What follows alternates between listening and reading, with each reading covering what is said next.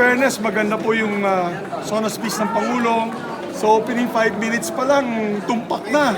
Ang gusto kong mapakinggan na magkakaroon talaga ng big fish na makakasama dito sa mga kaso, dito sa flood control. Ang magandang binanggit ng Pangulo na kahit po pamilya, masakit man sa kanya, ay tutuluyan pa rin niya. So, maganda po yan, mensahe sa taong bayan na walang sasantuhin dito sa issue ng flood control. At marami siyang sinabi at binanggit. For example, yung pagbaba ng presyo ng kuryente, natatanggalin na po natin yung systems loss.